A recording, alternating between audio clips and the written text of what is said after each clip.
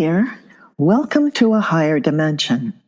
I'm Gloria Danvers from Gloria Danvers Hypnosis in Orlando, Florida, and I'm your host for Higher Dimension. As a hypnotherapist, I work with everyday people who are having extraordinary experiences in the fascinating world of past life regression, therapeutic hypnosis, psychic abilities, spiritual awakenings, and paranormal experiences. Join me and my guests every Tuesday morning at 6 a.m. as we explore their powerful stories and extraordinary experiences together. Not only will you hear their stories, but we will also talk about what comes next. What happens after you have this experience? Does it change you? Who are you? What do you know now that you didn't know before? We'll dive into some deep, eye-opening conversations that you won't want to miss. If you're interested in working with me and having your own amazing hypnosis experience, you can contact me at gloriadanvershypnosis.com. If you're here listening to this podcast, chances are you are ready for me. You are ready for this experience. So shoot me an email, book a free consultation. Maybe it's time for you to shake up what you think you know about the world, about yourself, who you've been, who your friends really are, and where you're going. You can catch me on Apple Podcast, Podbean, Podchaser, Spotify, and iHeart.com. But right now, let's just sit back, relax, and uncover the hidden depths of the human experience right here on a higher dimension.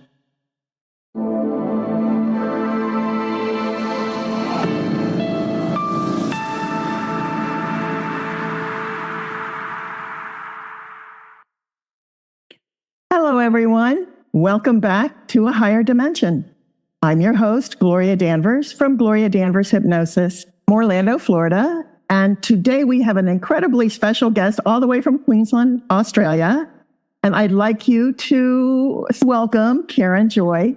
Karen is a retired psychologist, and she is currently a past life regressionist. She lives in Queensland, Australia, and she's been in practice for about 30 years. She's authored several books, including my favorite, Lost Soul, Wise Soul, in which she touches on a subject that very few regressionists cover. What happens when a soul turns from the light? And Karen, thank you so much for being here. It's just a great privilege. Thank you, Gloria. It's lovely to be here with you. Thank you. Can you tell us a little bit about yourself? Did your spiritual life come before you became a regressionist? That's interesting. Yes, it did. I was a psychologist in practice, private practice, and I had a friend actually from the San Juan Islands up near in Washington State who used to visit, and he came to see me. He used to visit every northern winter, come down to Australia, and I met him at the museum in Queensland, and he told me about this particular book. And I was an evolutionary psychologist, evolutionary. I was atheist, if you like. Mm-hmm. Yeah. And Terry had been as well, being a scientist, this friend of mine. And so Terry said that he'd read this book called Biology Revisioned, and I read it and I realised that there was more than the physical. It was just some experiments that had been done by some biologists that made me realise that. And so I started reading books. I read 140 books that year. And, well, yes, and some of them 3 times, because I'd read one of them and think, oh, that's rubbish, and then throw it aside. Then later I'd read more and think, I better read that again. Anyway, I eventually realised there was more than the physical, and that's how. So I've been one of these very stubborn souls that I talk about in that book, Lost Soul, Wise Soul. And so it took a lot to break me down and to open up. And so then after that, I noticed that my clients, when I was taking them, psychology clients, would start going into past lives when I was going into the emotions to try and help them resolve something, say claustrophobia or some sort of fear or some problem with their relatives. And they would start going into these past lives, because I'm saying go to the origin of the problem. I think that happened to Brian Weiss and other people as well. And so, yes, it started happening then. And I started also getting past lives coming up at night, usually when I was half awake or hypnagogic state. And I was going through my own past lives and a lot of deaths. So that's how it happened. And then I've grown. That happened when I was 50. I'm a lot older than that now. I'm in my 70s. And I've been growing since, because there's a lot of stuff I had to clear up. But I think that your experiences just gave this book such a depth. And I read a lot of books. I read a lot of books before I became a hypnotherapist, and I still read a lot of books. And this one is so amazing and so special. So I want to ask you a question. Are there different reasons why a soul would choose to turn away from the light, to maybe be a perpetrator and kind of get stuck there? Tell me what happens there. That's really interesting. I think there are different reasons, but the main reason is that they want to have a full experience of the earth, what the earth offers. So the earth, as you know, is a place of contrast. And so there's an opportunity here to go down that dark side. And now, what is the dark side? What it is separation. It's separation from source. So we are always connected. They're always connected to us. So I think of it like a telephone line, right? You know, the old telephone lines that we used to have is always available, and it rings, and then we pick it up or we don't. So that's the way it works as well. They're nudging us sometimes, like they had done to me over my stubborn life. Mm-hmm. And so they'll nudge us, and then we open up or we don't, or we connect or we don't. So, you know, you don't have to connect. So if you don't connect, then you're focused on your physical self, and you're trying your best then to stay safe and look after yourself. So you become very independent. And I'm sure your listeners will probably know somebody who's like that. You know, they're very worried about their physicality. And I think a lot of that's happening at the moment in your country, with people who are worried about their physicality and fearful. So that's that path then. And so why do we go down that? Just to have the experience of it. Because how do you know what you want? We're here to work out what we really want. How do you know what you want if you don't know what you don't want? That's true. Yeah. That's true. So there are many reasons, but that's the main reason, you know, like there's smaller reasons how it happens, but yeah, that's the main reason. Do you feel that that would be like a soul contract with someone? Yeah. You mean to, like, some of the people you incarnate with? I want to know what it's like to be under great duress and have compassion, but how am I going to be under great duress? So somebody from my soul group would say, listen, I love you so much that I'm going to come and create this for you. Yes. And it's your choice. You can either have that deep compassion and move past it, which is what you want, or you might get stuck in it. But I'm here to provide that background. That's my understanding. Yeah, that does. I do believe that is how it happens. That we incarnate in groups. Like we seem to. I think Edgar Casey had shown that we incarnate, because he would have people going back who knew each other in the current life, going back to similar lives and similar time frames. So yes, I do think we do incarnate in groups. And then those groups work out. I don't know how that works, the working out part, but the life is planned, and of course other people play roles within it, and they choose to play those roles. And they may, like in my current life, waking up, I have got a soulmate who took me to court, or, you know, yes. Yeah, it took me to court. And that was one of the best things that happened to me in my life. Terrible at the time, but it created a whole lot of stress and trauma within me that I had to resolve. And that's when a lot of those past lives surfaced. So, yeah, so she's incarnated with me. I haven't seen her again this life, but I always think that we'll have a good laugh about it when we get back. Yeah, so I do believe that's right. Yes, we do, because we have the experience, and I think sometimes I noticed that I've had a client where one soul decided to go down to get lost. That's why I called it lost soul, right? Because you're not connected. And so you get lost, and then they all had to work to get her back. And it was a lot of work because it's not that easy. I would imagine it isn't. So what would cause a soul to stay in that perpetrator loop for consecutive lifetimes? Because they're exercising their free will. And their free will is that they don't want to come back to the light because they're still angry and hurt and damaged, because there's obviously been some sort of betrayal to take them down that path. And what I mean by betrayal, they've been treated badly. Like, somebody might lose somebody and they feel that they've been betrayed by God or our creator, or whatever words you want to use, that they feel that the system has betrayed them and they feel really hurt.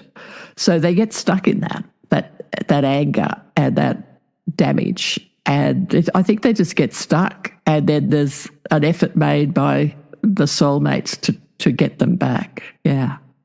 If the souls are turning away from the light, at what point is there turning back towards the light? What happened is it an intervention from their soul group? Well, it's something that's happening on the earth. It's happening in a life, and they've planned to have it in the life. And will it work? Well, maybe or maybe not. We don't know. We've got free will. Look, I've got lost souls in my family, and a lot of my clients have got lost souls in their family. And so sometimes we want to rescue them when they're not ready, and that isn't a good idea because it depletes your own energy. But if they're ready, things happen. I'll give you an example from the book.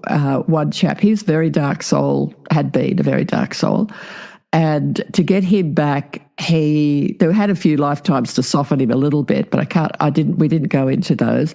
But this particular lifetime, he had a daughter, and that daughter was accused of being a witch, and she was burnt at the stake. And she was a very light energy. So he had started to open up and love her. And that shook him, really shook him. And he didn't leave straight away, like he could have killed himself or something, but he didn't. He decided to come to terms with that.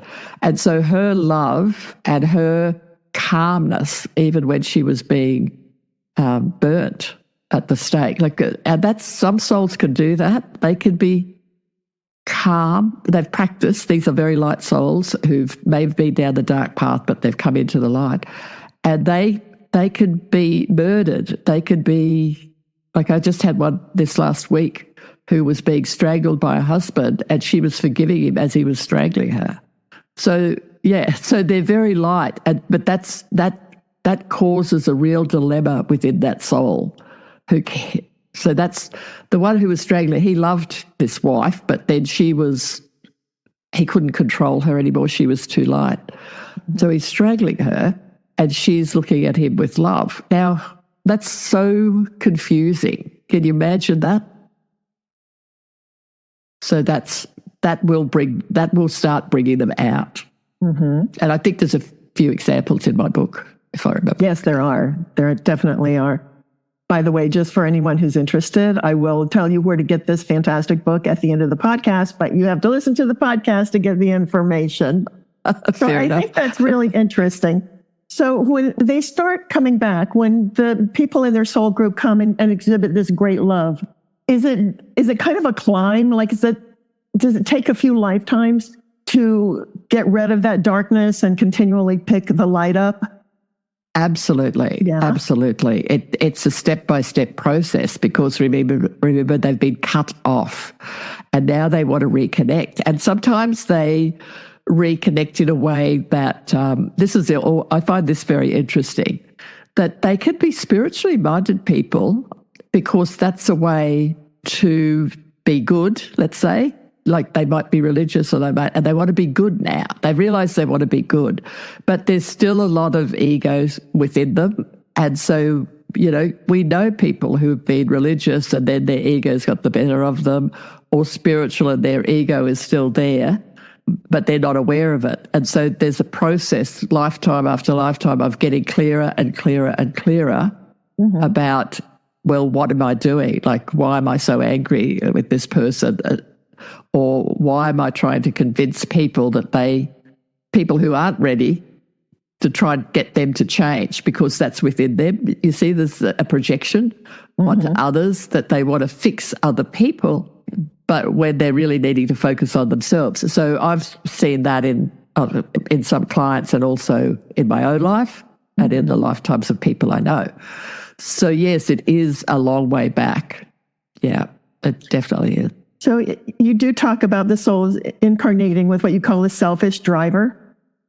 When you have the intention to come back and do well, but then you bring your ego with you and you have the outside appearances of someone who is light, but you really aren't. Does your intention matter at all? The intention to come in and be light versus the actuality of you being still bound to your ego? Well, that's what's so interesting is that we are always loved. We can't really do anything wrong. So we're just stuck in that the ego is about survival, about staying safe, because there's still fears in these people, right? They've been through a whole lot of dark lives. And I'm like, that's me too. Taken a long time to overcome the fear of not being around anymore, not existing, because that's what they had before. Remember, they're cut off, and so they're trying to stay alive. And some of them get stuck. They have a lot of stuck souls. I think I talk about that in the book too, but where you're dying in a situation and you don't want to die, and so you don't even realize you're dead. Well, then just about every week I'm rescuing some of these stuck souls with my clients, and you are too, Gloria. Would that be? I am. I was just mentally going over these situations in my head going, yes, this is what we do too. It's so much more than a regression. The stuck souls, remember, they've got a lot of that, so they've got to get to a lifetime where that is going to get triggered, and they're going to feel a pull to see somebody like you or somebody like me. Right. And then, look, some of the strangest ways people come to see me. Like the other day, a young girl booked in with me, and I went to the door and I expect to see a 25-year-old, and there was a 40-something-year-old in front of me. And she said, my daughter insisted I come. And when we did the regression, of course, she's very light being, but she was stuck in a few areas, and she was meant to be here. So the guides will get you to, if you're listening, we'll get you to somebody who will help you to get rid of what some of that stuff is that needs to be I tell my clients a lot that don't always be looking out in the ether for your guides, because sometimes they're standing next to you washing the dishes in the kitchen. That's right. That's right. If they tell you that they think you need something, and if you have this bond, then it's soul to soul. Yes, that's right. Yeah. And that's what the communication is. Yeah. It's really interesting. One of the things that you talked about was how people would get stuck in the perpetrator-victim loop. Yes. So they would perpetrate these terrible acts, and then they would come back kind of to expiate those. And what would make them? Why does that happen? You mean to be a victim or to be a perpetrator? No, I mean to stay in the loop. I know why you would be a victim. Well, they're not choosing. They're not. You've got to understand the way this system works. It's free will. Mm-hmm. It's not that like the higher self or the soul. Like I think of the soul as the being that we are on the planet in a physical body.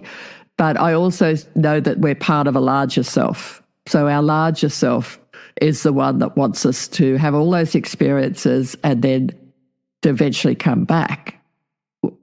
But at the lower level, at the soul level or our human level, we're making choices all the time. And every experience is different. Remember, this is what the most amazing thing about planet Earth is, in my view, and the way that we are incarnate here, is that we don't actually 100% know what's going to happen or the way it's going to happen. Maybe, yes, we're going to get to the light. That's maybe a given. But when and how, we don't know yet. So planet Earth we're here, and we get stuck. And we get stuck in wanting to be physical again, and then we'll come back, and then we can get to the stage where we've got so much trauma in our history that we've got no choice. So have you heard of this, the gravitational pull of negative energies? So you there's a lot of people who don't like it here. It's tough. Mm-hmm. And they want to get out. And so maybe they kill themselves to get out, right? Which that's not a plan. That is something that the human and soul self is deciding to do. And so we're sort of stuck here and we want to get out. We kill ourselves. We've realised that we kill ourselves in a couple of lives and we just keep coming back because there's too much negativity for us to move right up. to the higher realms. And so we're sort of stuck in that astral plane, if you like, that they talk about. And so that's why we're in the loop, because we've still got a gravitational pull of negativity to the earth, because the earth is a lower vibration and those other realms are a lot lighter. Yeah. So it's not even it's sort of the way the system is set up. Right. It's a pull. And so they come back, and then that's what I say to some of my clients, you've got a choice to deal with this now, or you can deal with it in another life, but sooner or later you're going to have to deal with it. Mm-hmm. So even though it's free will, there are certain rules about the way the system works, which is when you understand them deeply, they're absolutely amazing system. But yes, we get stuck.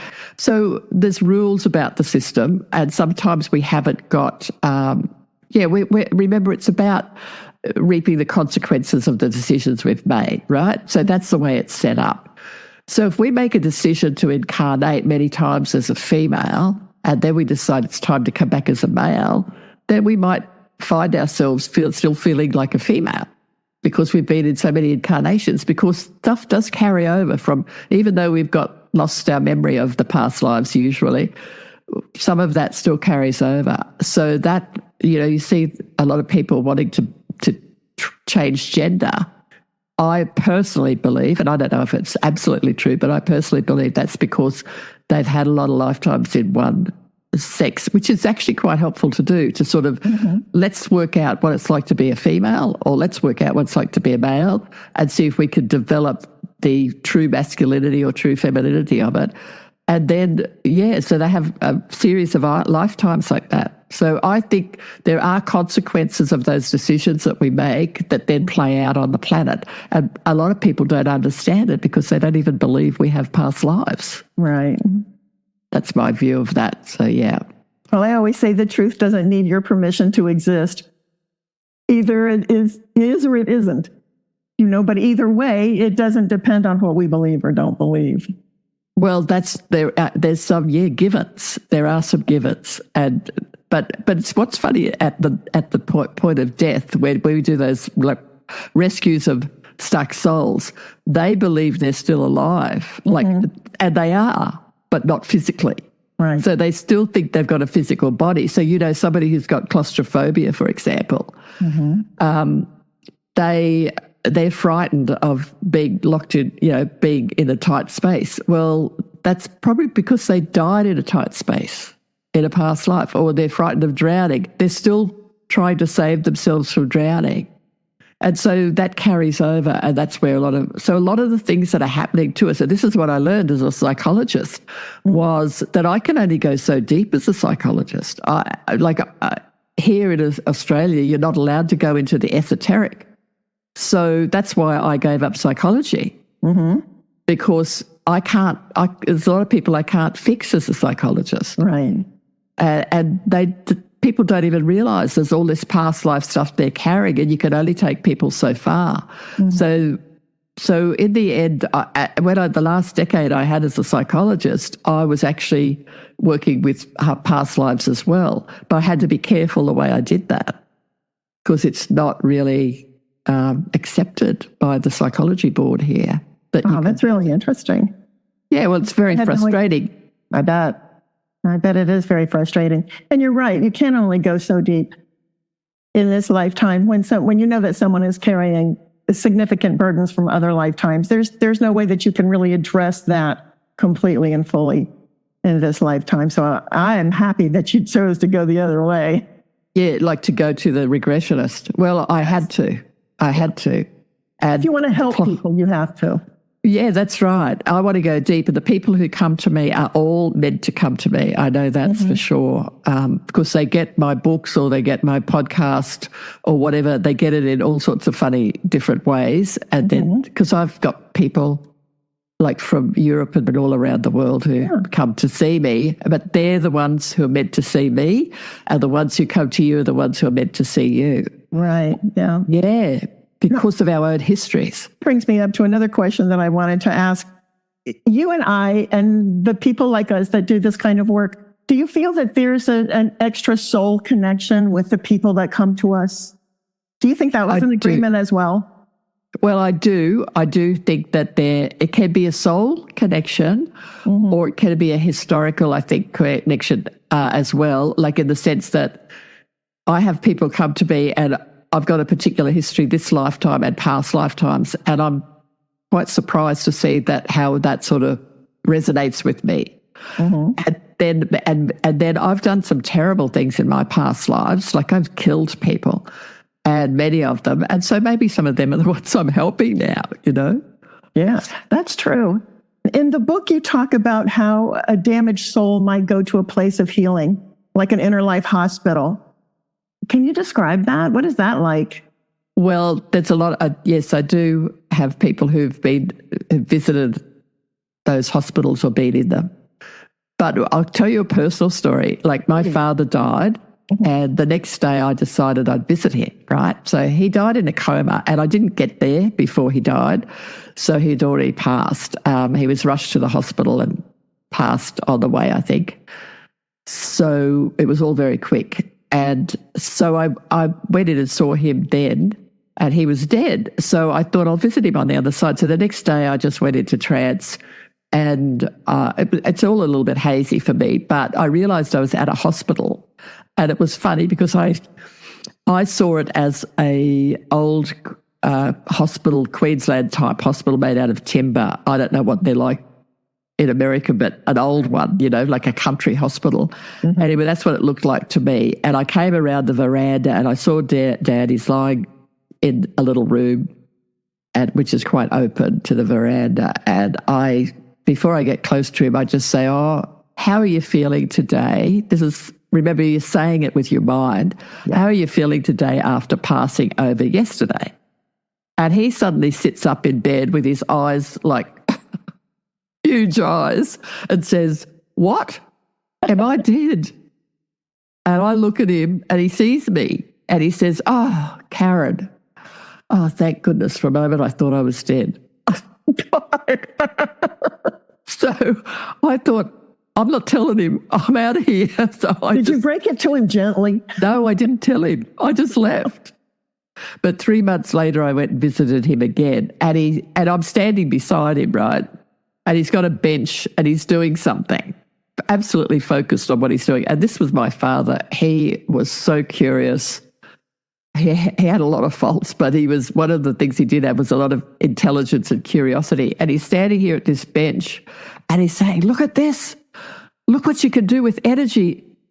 Isn't it amazing?" And I'm thinking, he just didn't seem to have any interest in me at all. Like he's just totally and I thought, "Oh, that's Dad." But he knew he was dead by then.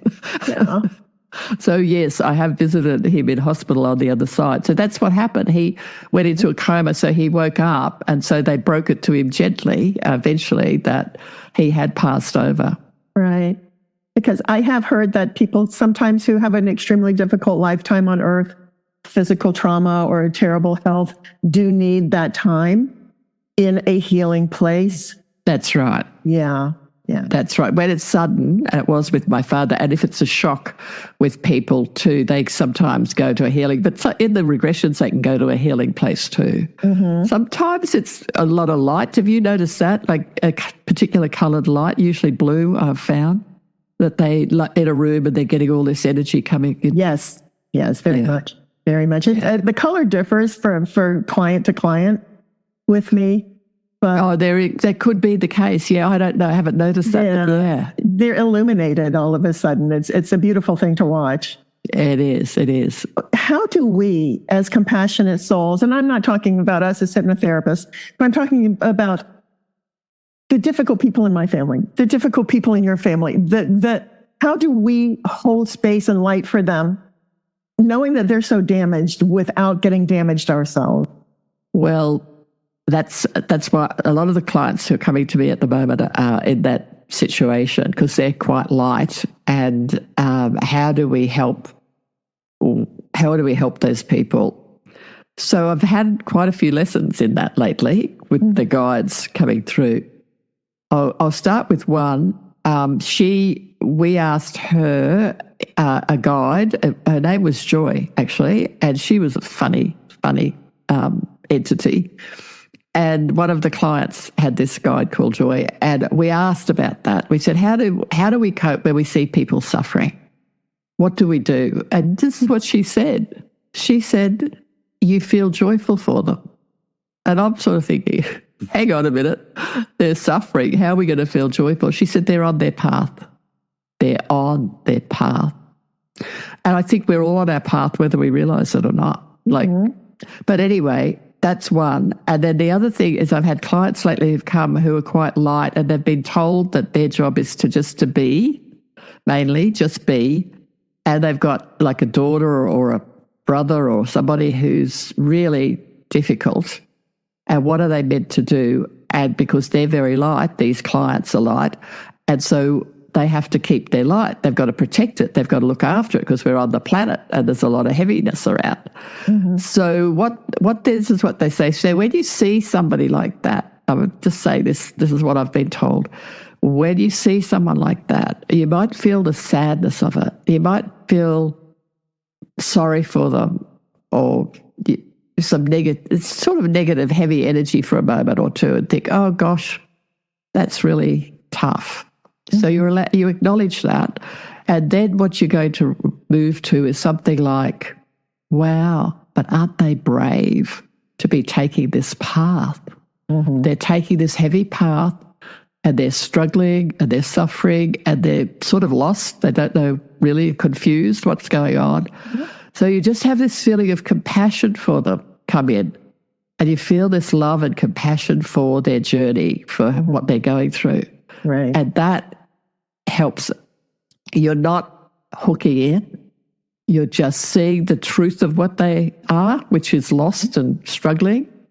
And you feel, it's hard not to feel love. I find it really hard not to feel love for them. Yeah. And so when you feel that love for them, that's helping them and it's helping you. But you're not hooking in. You're not hooking in and trying to fix them or do anything. You're just acknowledging the beauty of just think of it, the beauty of what they're going through, like the heartache, the pain and everything. But then at another level, they're on this amazing path of finding their way from darkness to light. Mm-hmm. And they're just still on it. You had a section in there about psychic vampires. And yes. I think that I know a lot of them. I think people who are light attract those psychic vampires. And it's hard to love them and not get sucked up and eaten. Do you think that's different from somebody just having their negative lifetime? I mean, is there a difference? Well, I don't, not necessarily. Like what I spoke about before with the child and that had this little child who was burnt at the stake. He was a vampire. He had dark light. He had damaged planets. Like he was that dark. He was amazing. He is a scientist now, and he's doing all sorts of amazing inventions. And he came to see me once, and I said, "So what's happening now with you that you've come to see me today?" He said, "I've come to tell you that you've got to write a fiction book as well as those non-fiction books you write." I said, "But you've paid to come and see me." Well, he's got plenty of money, of course. He's got businesses and stuff. And I said, "So he said, "I don't care about that." He said, "I just wanted to give you the message that I've been told that you've got to write non-fiction as well as fiction. Fiction as well as non-fiction." Right. So he was so dark, and yet he was vampire. He was a vampire in those lives, in a sense. Like he was a human, but he was dark. And he got a kick out of damaging people in those past lives. I wasn't allowed to put that in the book because it was so dark that they just thought it was too much for people. Wow, no kidding. Yeah. So, but he had turned. So he had turned, and he had all that history and that understanding, that deep, deep understanding of that sort of people. Look, I am wary of the occult, like what they call the occult, right? And curses and everything like that. I do talk about curses in the book. Mm-hmm. And I've cursed, like if you curse somebody, you're cursing yourself, really. And I've done that in my past lives. So I'm wary of that, and I don't attract it. And I think we get, on our way out, we're getting tested to make us stronger and stronger in the light. And when we're really in the light and completely in the light, we just know that nobody can turn us anymore because your feeling of empathy for them, like, oh, well, not empathy, but it's really sympathy. Like when you've been damaged yourself and you're seeing somebody who's been damaged in the way you're damaged, and you may not even know that, but you do, you're connected to them and you think it's resonating with you. You've got to be very careful that you look at yourself and not try to save them. So a lot of us are externalizing things rather than looking inside us ourselves. So eventually I think you get to the stage where you don't attract that, or you see it, you may see it, but you're aware enough to know that don't go there. That doesn't mean you won't smile at them or greet them or say hello to them or be kind to them. It just means that you know you're not going to let yourself get hooked in. Yeah. I see what you're saying. So don't go towards them in that where they. I'll give you an example. I had one person who was like that, who up here in the mountains where I live, and I think she came for a regression, but she's very muddled, and so one day she's knocked at my door, and like I've already decided that I need to not get hooked into her. So if I saw her in the street, I'd say hello. I live in a small town, so I'd say hi and how are you. But this time she's knocked on my door and she said, "Oh, Karen, I've lost my phone. Can I use your phone?" I said, "Come in. Of course you can." She'd actually had literally lost her phone, so she used my phone, and I said, "Look, I'll make you a cup of tea." I made her a cup of tea, but I can do that because I know that I'm not. And she knows that I'm not going to get hooked into her. She's into conspiracy theories and all that sort of stuff. Right, yeah. And so I was able to be kind and nice and help her and with a practical problem. That's important, but not get hooked in. So I think we can do that. We've just got to be very careful that we protect our energies. I think so too. Once a soul reaches that higher vibration, are they still just as susceptible to be lost again? So I believe we get tested, if you like, and I think you can to some degree get lost for a little while, because I have on my journey out, I've gone down, and I've had quite a few, because of a lot of trauma in my life. I've had several operations to do with my aorta. I've had aneurysms and things. So I'm still here. I'm not meant to go yet, but and I think I'm here for quite a bit yet. So during those periods, I'm light and I'm up, but I can have, like, there's one period where the doctor was going to operate on me, and I said I won't make it, because and it was right. I had half of my hemoglobin stores. They discovered later. But that was I was losing it then. I was just going. I could see that I was out of here. And so I don't think I got negative about it, but I was a little bit sad. So there's times when you go down, and then eventually, like especially your physical energy at the end, later in life, we're not as strong as we have been, and we've got to come to terms with that. We really need to come to terms with it. I've had a lot of short lives, so growing old is a bit of a challenge. So, yeah, I think we can. And I don't know how far back we can go, how deep we can go. I haven't had any clients who come out and then gone back in that I can remember. But I think it's a bit of an up and down on the way. You know what I mean? Like, I think you get a little bit clearer, and then you can go back down. So I think maybe it's like on Earth when you assume a spiritual position, and then there's all of these temptations in the way, because people want to worship you and you're a guru, and it would be difficult not to indulge in your own hype and put that ego out there. So I think that is one of the real risks for those sort of people who want to come back and be good. They want to be good, but they're not self-aware enough to see what they're doing, that they're actually taking over the free will of others often. Do you see what I mean? Yes, I do. Yeah. Wow. They're breaking that rule, and they get so ego directed that they miss it. They can't see it. I love what you said in the book about being tested to wholeness, which was really holiness. I love that phrase. That is one of the most beautiful phrases I have ever heard. Wholeness, which is holiness. Can you talk about that, how you came to that? I don't know. I just realized I love words. I think I just understood that somewhere on the line with the words, because why do we talk about holy? And then I realized it's about wholeness. Well, that's the English translation of it. Mm-hmm. So holiness, or being whole, means loving every single part of ourselves.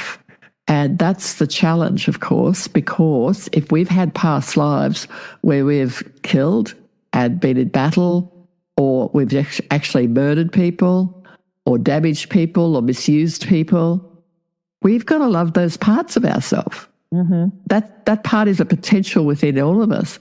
Right. So to be whole, we have to be able to love everybody. And I like the word accept probably better than love, but it's very similar, to accept that as part of people's path. And so that's the challenge. It's a big challenge. It is a big challenge. And I like the word accept more than love, because you can love someone and not accept them. Well, that's probably true too. Yeah. So accepting them, that's true, Gloria. That's a good point. Like accepting people where they are on their journey, and still, not feeling damaged by that or hurt by that. That's a journey in itself, especially if it's a relative. It is. We have so many journeys. We should be exhausted. Well, that's right. That's that's the attraction of this planet. It's very challenging, and that is that's the attraction. That's all that's the reason why people want to push it away too. I have a very dear friend who's also a metaphysician, and she says, I just don't know if I want to come back here anymore. It's too difficult. And I said, are you kidding me? This is the greatest ride on earth. Yes, it's like a roller coaster. Everybody screams on the roller coaster, but when you get back, you go, let's go again. I think it's even more than that, Gloria.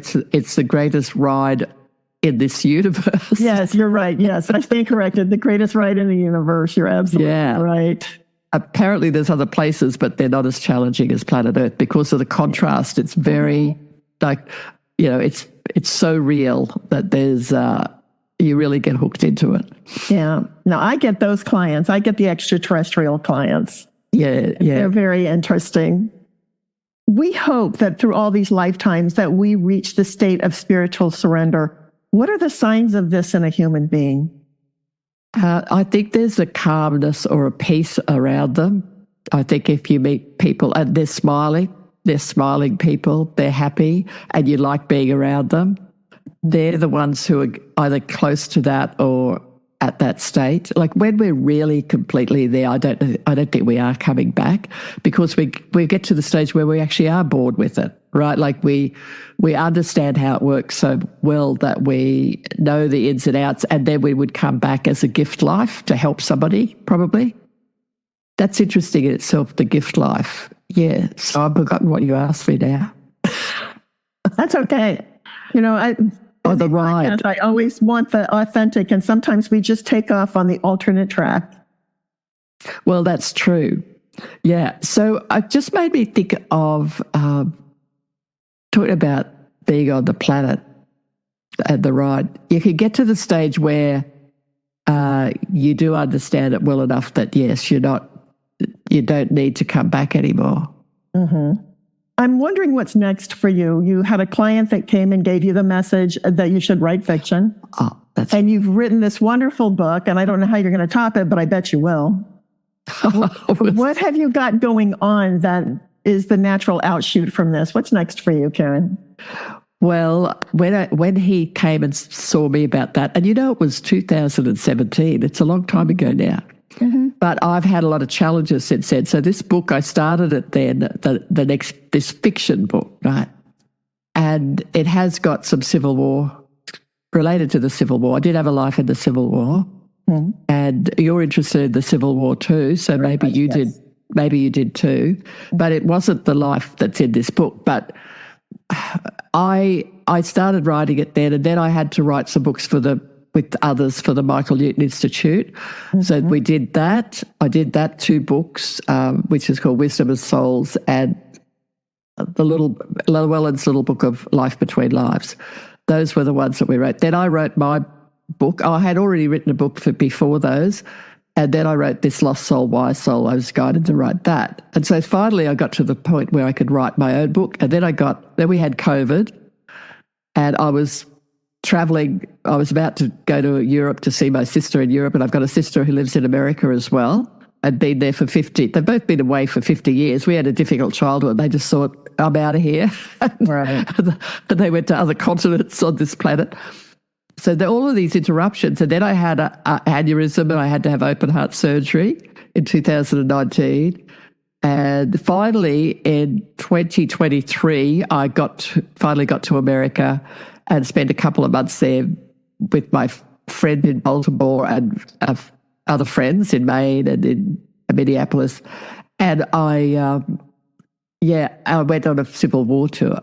And so the book now, that was part of that book. So I'm still writing it. I am writing it again now. But I had another 3 operations into 2023 after I came back from America. I had a most wonderful trip. And then suddenly within a month, I was not well. Aww. And so that took a lot to recover. And I've just started getting back into writing this book. So that's my journey.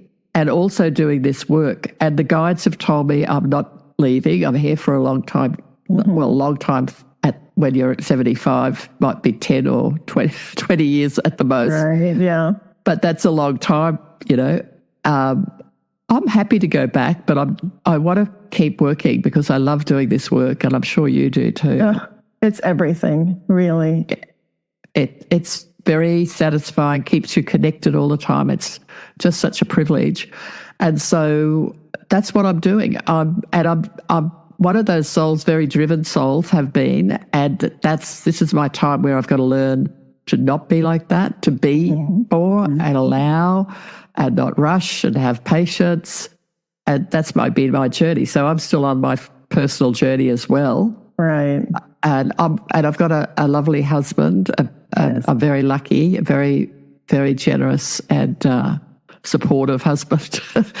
I'm enjoying life a great deal, and writing my book and seeing my clients and living in a beautiful place. I live in one of the nicest places in Australia. It's in the mountains in Queensland. We don't have mountains.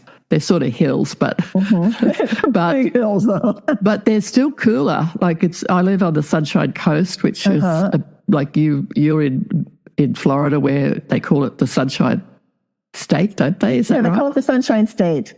Yeah, well, I'm in the Australian Sunshine State, so the weather is beautiful, and we're high up, and so that's what's on my menu, if you like. That sounds great. What I love about this work is that we can work until we don't want to anymore. We're not limited by anything physical. This is the time where we take all of our experiences and bring them to this greatest part of our life, which is being able to facilitate these things for other people. And I'm excited for the rest of your journey. Well, I'm going to a Feldenkrais practitioner. I don't know if you've heard of that. Have you heard of Feldenkrais? Feldenkrais,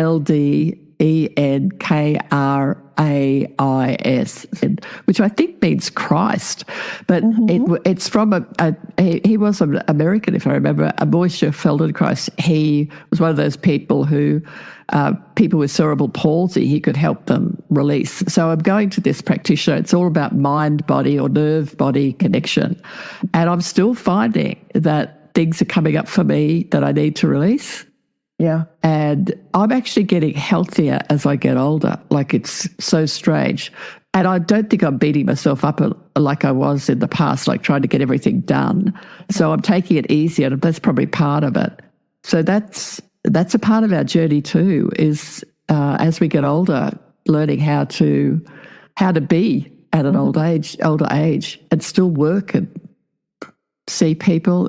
It's great. It's really great. So that's what's ahead for me. It's pretty good. Yeah, it sounds like it. If anybody wants to, and I highly recommend this book, The Lost Soul, Wise Soul, you can go to Amazon and type in Karen Joy and order it. I recommend it highly. It's a wonderful book. It is very rich and very deep. This is not a surface book. But if you like that kind of thing, which I do, and I know that a lot of my listeners do too, please get the book, or you can go to Audible and so you can listen to it as well. That's right. And it's Kindle as well. Sorry. Oh yeah, Kindle. So I'm a big fan, Karen, and thank you so much for agreeing to be on the podcast. I appreciate you. Yeah, that's very sweet of you, Gloria. It's a great pleasure to be here. Can I just also mention that I have a podcast as well? Yes, like yours. Mm-hmm. Yeah, it's just called Exploring Past Lives with Karen Joy. And I will post this interview, if you send it to me, on my website as well, so that people who feel drawn to you can go to see you. That sounds great. And actually, I was listening to one of your podcasts before I signed on. So oh, did you? For bringing that up. Yes. and Gloria, if you want me, if you would like to be on my podcast, I'd love to do that too. Maybe we can do that sometime. Yeah. Thank you so much. I appreciate it, Karen, and I hope you have a wonderful evening. Thank you so much. You too. Bye. Thank you. And that's a wrap. Thanks so much for joining me today. I hope that I've managed to pique your interest, raise your curiosity, give you something to think about, teach you something that you didn't know before, or send you down a major rabbit hole. If you're curious about what I do, shoot me an email. Go on to my website, gloriadanvers.com, and book a free consultation. Let's discover something about you that you didn't know. I'll be back next week. And until then, stay curious and stay open to all the things that come in for you in a higher dimension.